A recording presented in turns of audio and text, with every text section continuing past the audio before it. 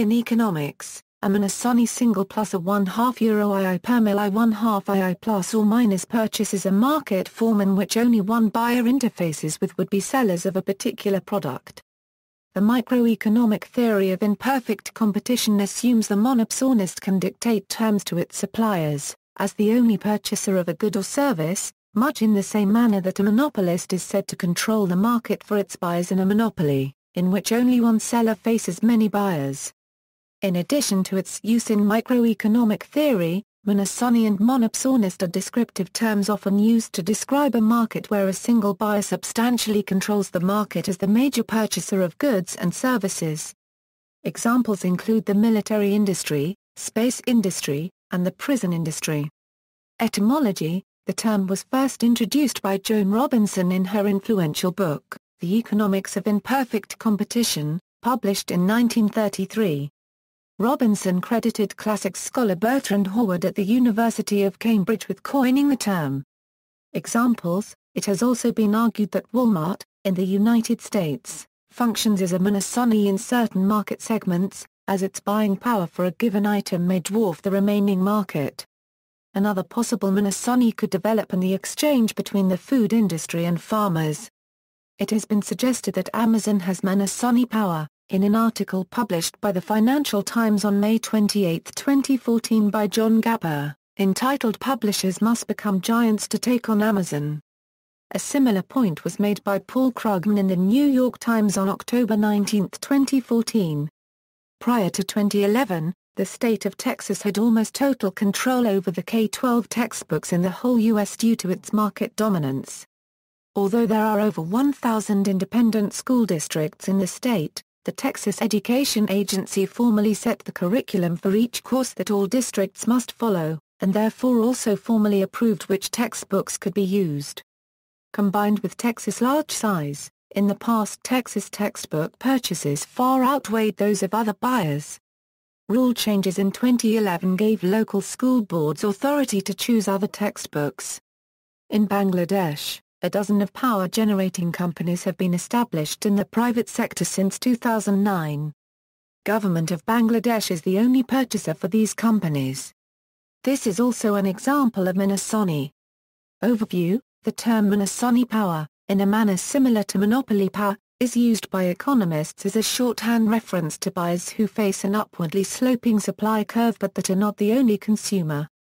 Alternative terms are oligopsony or monopsonistic competition. Static monopsony in a labor market. The standard, textbook monopsony model refers to static, partial equilibrium in a labor market with just one employer who pays the same wage to all its workers. This model assumes that the employer is a firm facing an upward-sloping labor supply curve, represented by the S-blue curve in the diagram on the right. This curve relates the wage paid to the level of employment, and is denoted as the increasing function. Total labor costs are then given by. Assume now that the firm has a total revenue, which increases with according to the concave function.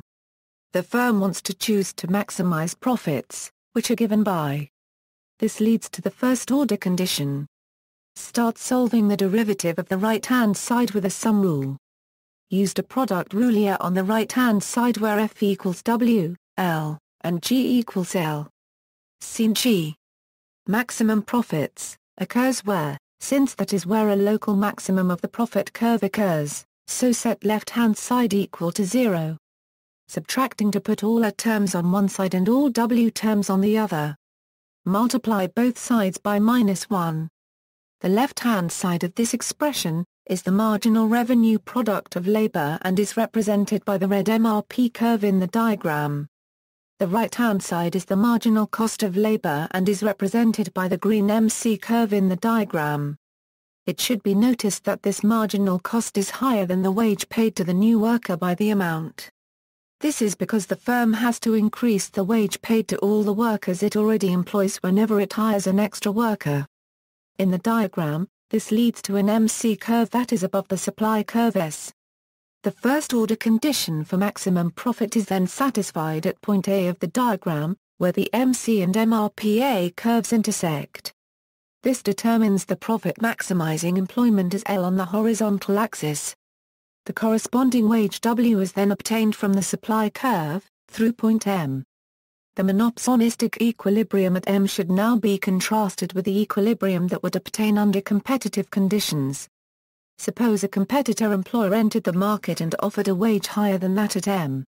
Then every employee of the first employer would choose instead to work for the competitor. Moreover, the competitor would gain all the former profits of the first employer, minus a less than offsetting amount from the wage increase of the first employer's employees, plus profits arising from additional employees who decided to work in the market because of the wage increase.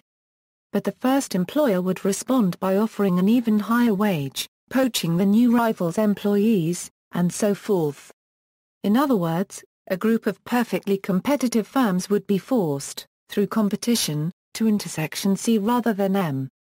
Just as a monopoly is thwarted by the competition to win sales, minimizing prices and maximizing output, competition for employees between the employers in this case would maximize both wages and employment, as shown in the graph. Welfare implications. The lower employment and wages caused by monopsony power have two distinct effects on the economic welfare of the people involved. First, it redistributes welfare away from workers and to their employer, S. Secondly, it reduces the aggregate welfare enjoyed by both groups taken together, as the employer's net gain is smaller than the loss inflicted on workers. The diagram on the right illustrates both effects, using the standard approach based on the notion of economic surplus. According to this notion, the worker's economic surplus is given by the area between the S-curve and the horizontal line corresponding to the wage, up to the employment level. Similarly, the employer's surplus is the area between the horizontal line corresponding to the wage and the MRP curve, up to the employment level. The social surplus is then the sum of these two areas. Following such definitions, the gray rectangle, in the diagram, is the part of the competitive social surplus that has been redistributed from the workers to their employer, S, under monopsony. By contrast, the yellow triangle is the part of the competitive social surplus that has been lost by both parties, as a result of the monopsonistic restriction of employment. This is a net social loss and is called deadweight loss. It is a measure of the market failure caused by monopsony power, through a wasteful misallocation of resources. As the diagram suggests, the size of both effects increases with a difference between the marginal revenue product MRP and the market wage determined on the supply curve S. This difference corresponds to the vertical side of the yellow triangle, and can be expressed as a proportion of the market wage, according to the formula. The ratio has been called the rate of exploitation, and it can be easily shown that it equals the reciprocal of the elasticity of the labor supply curve faced by the firm. Thus the rate of exploitation is zero under competitive conditions, when this elasticity tends to infinity. Empirical estimates of by various means are a common feature of the applied literature devoted to the measurement of observed monopsony power. Finally, it is important to notice that, while the gray area redistribution effect could be reversed by fiscal policy, this is not so for the yellow area deadweight loss. The market failure can only be addressed in one of two ways, either by breaking up the monopsony through antitrust intervention, or by regulating the wage policy of firms. The most common kind of regulation is a binding minimum wage higher than the monopsonistic wage. Minimum wage. A binding minimum wage can be introduced either by law or through collective bargaining, and its possible effects in a special case are shown in the diagram on the right. Here the minimum wage is W, higher than the monopsonistic W. At this given wage the firm can now hire all the workers it wants, up to the supply curve, so that in the relevant employment range its marginal cost of labor becomes effectively constant and equal to W as shown by the new black horizontal line MC. Hence the firm maximizes profits at the new intersection point A, choosing the employment level L, which is higher than the monopsonistic level L. As the reader can check, the rate of exploitation has been reduced to zero. More generally, a binding minimum wage modifies the form of the supply curve faced by the firm, which becomes: where is the original supply curve and is the minimum wage? The new curve has thus a horizontal first branch and a kink at the point. as is shown in the diagram by the kinked black curve MCS. The resulting equilibria can then fall into one of three classes according to the value taken by the minimum wage, as shown by the following table. As it is now seen, the example illustrated by the diagram belongs to the third regime. As a result, there is an excess supply of labor euro that is involuntary unemployment euro equal to the segment AB. So, although the exploitation rate has vanished, there is still a deadweight loss to society. This illustrates the problems that may arise when the proper level of the binding minimum wage is not exactly known, or cannot be enforced for political reasons. Yet, even when it is suboptimal, a minimum wage higher than the market rate raises the level of employment anyway. This is a highly remarkable result, because it only follows under monopsony. Indeed, under competitive conditions any minimum wage higher than the market rate would actually reduce employment, according to classical economic models.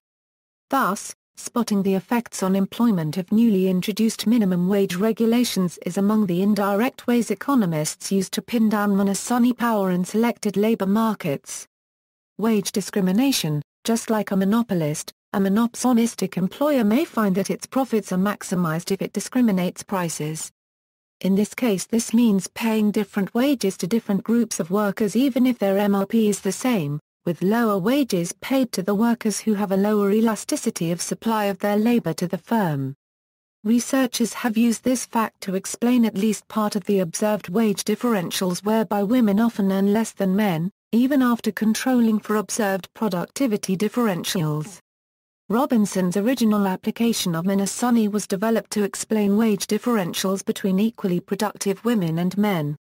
Ransom and Oaxaca found that women's wage elasticity is lower than that of men for employees at a grocery store chain in Missouri, controlling for other factors typically associated with wage determination. Ransom and Lampson found that female teachers are paid less than male teachers due to differences in labor market mobility constraints facing women and men. Some authors have argued informally that, while this is so for market supply, the reverse may somehow be true of the supply to individual firms.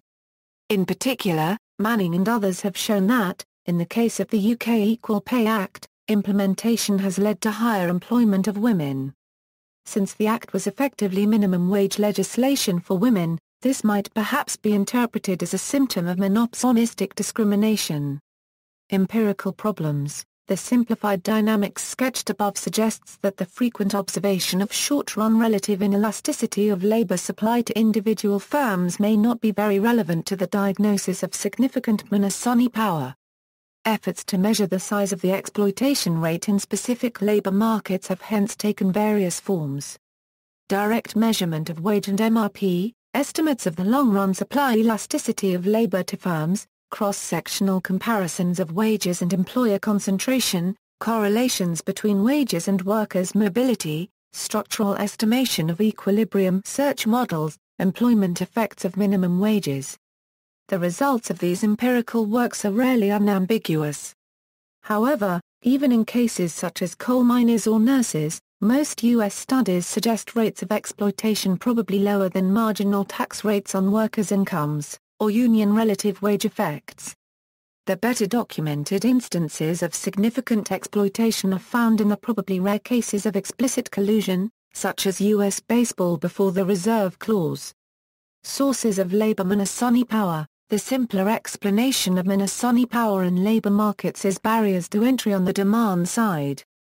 In all such cases, oligopsony would result from oligopoly in the product markets of the industries that use that type of labor as input. If the hypothesis was generally true, one would then find a positive statistical correlation between exploitation, on one side, and industry concentration and firm size on the other. However, numerous statistical studies document significant positive correlations between firm or establishment size and wages. These results, by themselves inconsistent with the oligopoly-oligopsony hypothesis, may be due to the prevalence of other factors, such as efficiency wages. However, monopsony power might also be due to circumstances affecting entry of workers on the supply side, directly reducing the elasticity of labor supply to firms. Paramount among these are moving costs for workers, which are also a cause of differentiation among potential employees, possibly leading to discrimination.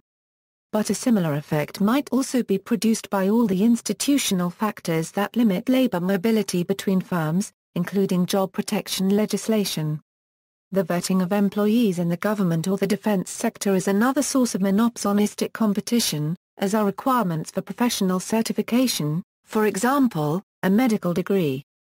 Finally, as already noticed, a significant reduction in the short-run elasticity of supply may come from information costs and search behavior. An alternative that has been suggested as a source of monopsony power is worker preferences over job characteristics.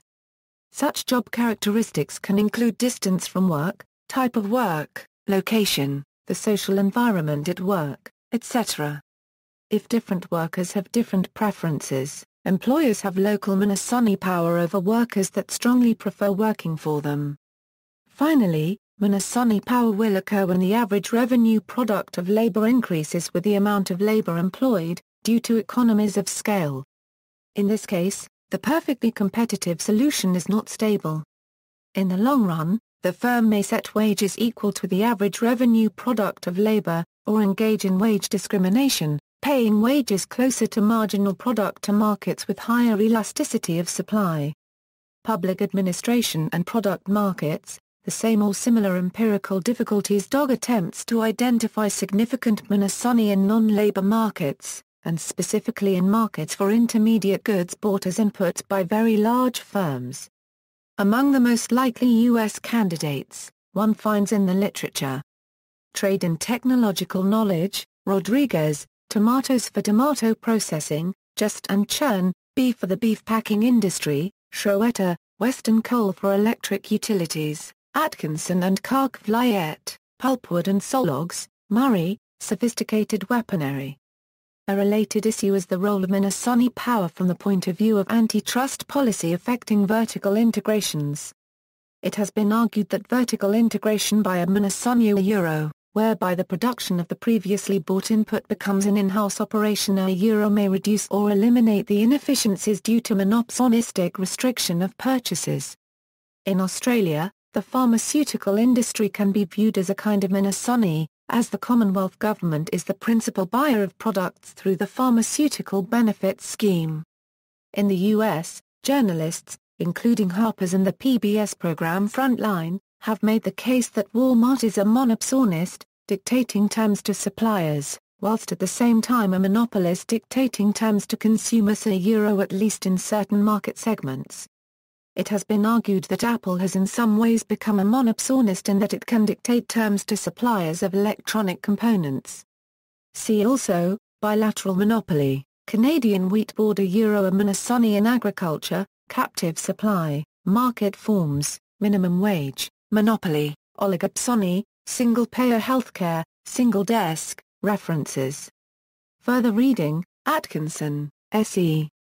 Clark-Vliet, J. Dual Measures of Monopoly and Monopsony Power, An Application to Regulated Electric Utilities. The Review of Economics and Statistics 71, 250 257 doi, 10.2307/1926970. JSTORA 1926970, Bhaskar, B. 2. T. Minimum Wages for Ronald MacDonald Monopsonies, A Theory of Monopsonistic Competition. The Economic Journal 109, 190 203 doi, 10.1111/1468-0297.00427 Bhaskar, B. Manning, A. 2. T. Oligopsony and Monopsonistic Competition in Labor Markets. Journal of Economic Perspectives 16, 155 174 doi, 10.1257/089533002730 Bowl, W.M. Testing for Employer Monopsony in Turn of the Century Coal Mining. The RAND Journal of Economics 26, 519 36 doi, 10.2307/2556001. JSTORA 2556001 Bowl, W.M. Ransom, Monopsony in the Labour Market. Journal of Economic Literature 35, 86 Euro 112 Just, R.E. Churn, W.S. Tomatoes, Technology, and Oligopsony. The Bell Journal of Economics 11, 584 Euro 602 doi, 10.2307/3003381. JSTORA 3003381 Lynn, Barry C. Breaking the Chain, The Antitrust Case Against Walmart.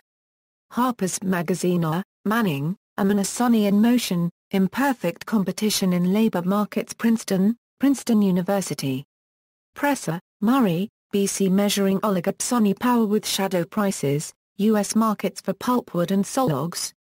The Review of Economics and Statistics 77, 486 Euro 98 doi, 10.2307/2,109,909. JSTORA 2,109,909. Robinson, J. The Economics of Imperfect Competition. London, Macmillan, Rodriguez, C.A. Trade and Technological Knowledge and the National Advantage. The Journal of Political Economy 83, 121 Euro 36 doi, 10.1086/260,309. Schroeter, J. are estimating the degree of market power in the beef packing industry. The Review of Economics and Statistics 70, 158 Euro 62 doi, 10.2307/1,928,165. JSTORA 1,928,165. External links, Monopsony in American Labor Markets. EH.net's Encyclopedia A.